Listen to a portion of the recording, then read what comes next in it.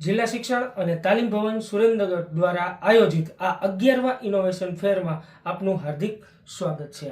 મારા ઇનોવેશનનું નામ છે બાળ સર્જન, નવી દિશા અને નવી પહેલ। જોવા જઈએ તો શાળાના ઘણા બાળકો શાળાની પ્રવૃત્તિઓની અંદર ભાગ લેવા માટે આત્મવિશ્વાસનો અભાવ હતો। સ્ટેજ ફિયર ગણીએ કે કોઈ પણ વસ્તુ ગણીએ તો બાળકો છે બરાબર, તો તે વસ્તુની અંદર સમાવેશ કરતા ડરે। આપણે વર્ગખંડની અંદર જઈએ અને કહીએ કે બેટા ચાલો આપણે રમત ગમતમાં જવું છે, કે વિજ્ઞાન મેળામાં જવું છે, કે આપણે કલા મહાકુંભ આવ્યો છે, કે આ વસ્તુમાં આપણે ભાગ લેવા માટે જવું છે, તો બાળકો હાથ ઊંચા કરતા જ સંકોચ અનુભવતા હતા।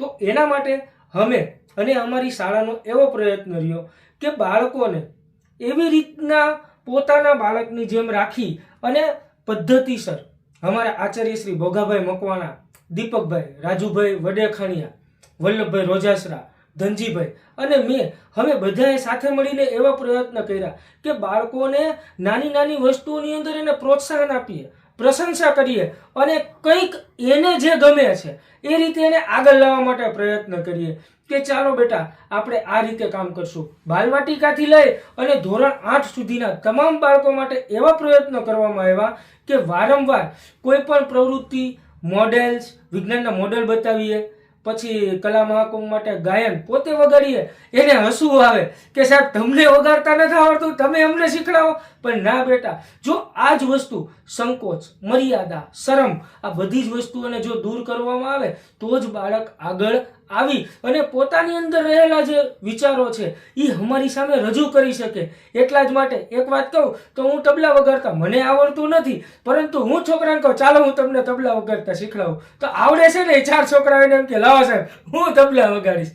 તો આવી જ રીતે ભોગાભાઈ તરફથી અલગ પ્રયત્ન થયા, દીપકભાઈ તરફથી અલગ પ્રયત્ન થયા, બધા જ શિક્ષકો, રાજુભાઈ, બધાના વિચારો અલગ, પણ એક યુનિટ થઈને બધા લોકોએ સાથે મળીને કામ કરવાનું વિચાર્યું કે ભાઈ આપણી શાળાના બાળકો છે શિક્ષણમાં તો 2 શબ્દ સમજીએ કે ભાઈ પાકું ન કરતા હોય, લેસન ન કરતા હોય તો તકલીફ પડે, પરંતુ રમતગમત પ્રવૃત્તિઓ, કોઈ પણ સ્પર્ધાઓની અંદર પણ આ પરિણામ મળતું નહોતું। એટલા માટે જોવા જઈએ તો બધાના સહિયારા પ્રયત્નોથી આજે એવું બન્યું છે કે કોઈ પણ કોમ્પિટિશનની અંદર કહેવા જઈએ કે SGFI અને ખેલ મહાકુંભ એમ 3 એની અંદર તાલુકા ફર્સ્ટ અમારી બાલિકાઓ છે।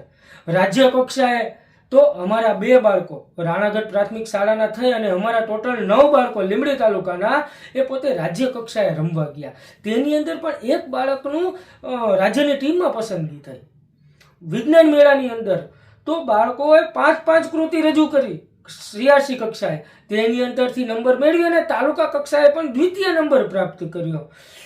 કલા મહાકુંભની વાત કરીએ તો 4 વિભાગમાં બાળકોએ નંબર મેળવ્યા, 3 વિભાગમાં તો પ્રથમ નંબર મેળવી અને તાલુકા કક્ષાએ જઈને બાળકોએ તૃતીય અથવા દ્વિતીય નંબર પ્રાપ્ત કર્યા। તો આ ઇનોવેશન થકી હું એવું ઈચ્છું છું કે અમારા જે આવા સહિયારા પ્રયત્નો છે, નાની નાજુક શાળા છે પરંતુ એવા પ્રયત્નો કરી અને બાળકોની અંદર સર્વાંગી વિકાસનો કોન્સેપ્ટ પૂરો કર્યો। આભાર।